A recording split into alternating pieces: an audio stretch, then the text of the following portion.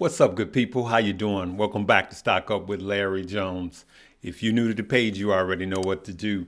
Hey, the stock market is rebounding. All the indices are green, at least at the time of this recording. Anything is possible. And we have a few things to get into. We're going to talk about the job numbers that caused the jolt in the indices, caused the Dow and S&P to go up. But first, listen, you guys, check this out. I want you guys that haven't already, go and download the top link below. Get free stock with Moomoo, 15 free stock. And then click the link under that in the description below and get an extra 12 free stock by downloading Webull. So Moomoo and Webull, download them both, get 15 plus 12 free stock, put $100 into each. Let's get it going, okay? So all the indices are green. They're all green.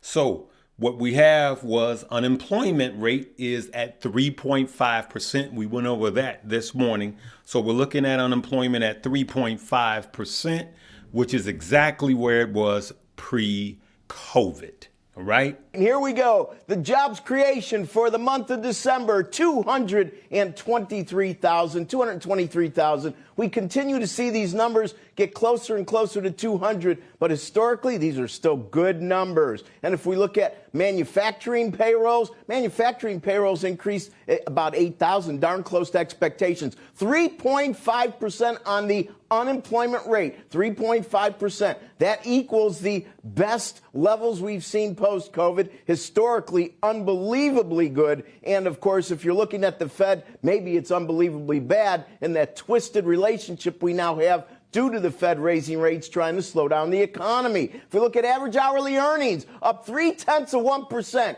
half of last month's up 0.6, which actually now becomes only up 0.4. And if we look at year over year, up 4.6, that's a new low watermark going all the way back to August of 21 when it was 4.3. And if we look at the average work week, 34.3, which usurps 34.4 in the rearview mirror. That was the lowest level since April of 2020. So these are very important numbers to pay attention to as we continue to see deterioration on the work week. Labor force participation. Okay, I'm going to cheer this one, folks. 62.3. And so far in the rearview mirror, 62.1 unrevised. 62.3 is the best number since the high water mark, which was August at 62.4. And we had several of those, I believe. I think we also had one in March of 22 at 62.4. So that is very good news. And if we look at the underemployment rate, okay, so U3, as I pointed out, is 3.5%. U6 is 6.5%. That's also a new low with respect to the U6. It had been at 6.7.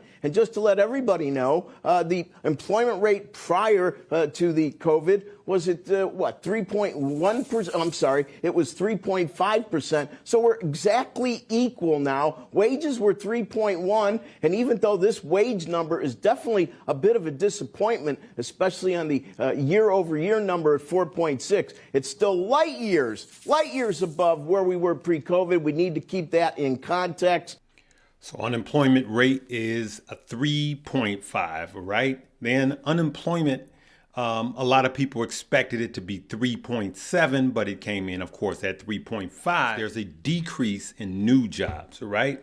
Private payroll increases are showing signs of slowing down also. So it was mixed, but mostly good. So good for the stock market, meaning weakening jobs. And then, of course, news of further layoffs from these big tech companies. Now, why is this all crazy to me? Because it's them. They want your jobs. And this is not to just be conspiracies and, oh, they. But this is where we are. And let's remember, we know that COVID started this whole roller coaster ride down. Fed needed to do something. What did they do? They came out with the stimulus checks, right? $1,200 ones. That was enough to jumpstart, industries that were decimated, hotel industries, restaurants. So there was money needed, but they should have capped it there. What did they keep doing? They kept printing money, printing money, printing money. Everybody else could see inflation was out of hand except the Fed. And then he kept saying it's transitory. So he kept printing money, and then he had what's called quantitative easing. Okay, just Google that. And all of this liquidity and people having money to spend actually pumps into the economy and overinflates inflation. Okay, and so here we are now. Who fell asleep at the wheel? The Fed did. And so now, who's got to pay for it? The American citizens, for those of you around the world. How are we going to pay for it? Job losses, wage decreases or flattening, so no raise, right? Cost of living is going to go up, so he wants to kill payroll, right? He wants to kill jobs. Just think about it, right? We went live this morning, like literally praying that the job numbers are bad so the stock market could be good. It's insane. They want our jobs, they want our money, and they want household incomes to go down. So it is crazy to think about that bad news, meaning job growth is not that robust, is actually good news for the stock market. And I'm going to keep pounding this point. Who gains when the stock market is up? 83% of all of the stocks traded are owned by institutions. You got to understand this is all a system. So that's why I bring this to you. We're in this game called the stock market. And this time we will get what's ours. This time, when the bottom falls out of the market, instead of us running from it, we're going to run to it. And so that's what I suggest that everybody gets from this. I'm sorry if I'm looking at the wrong camera. I'm still learning this. I'm not going to take this over. We have to recondition our minds to go towards it. For those of you that have been cashing up, hey, you should be ready, because I've been saying it from the beginning of this year. Let's cash up. If you don't have a place, make sure you hit that top link below and download Moo. And if you already have a portfolio, use that. I suggest getting one that has fractional shares, and that's why I offer two. That is in Webull, okay? You can use your Robinhoods. You can use Fidelity. Fidelity does fractional shares, but it's time for us to get ready for the final drop, the final countdown. You know that song is in my head. But listen. Like let's look at Tesla real quick. Okay, I'm gonna do another video on Tesla. Let's look at Tesla real quick. And as you can see, Tesla today, good people. Tesla today, it's up now, right?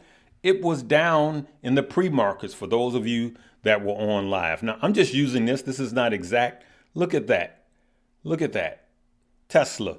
At some point today, Tesla was down to 101.88. 101.88.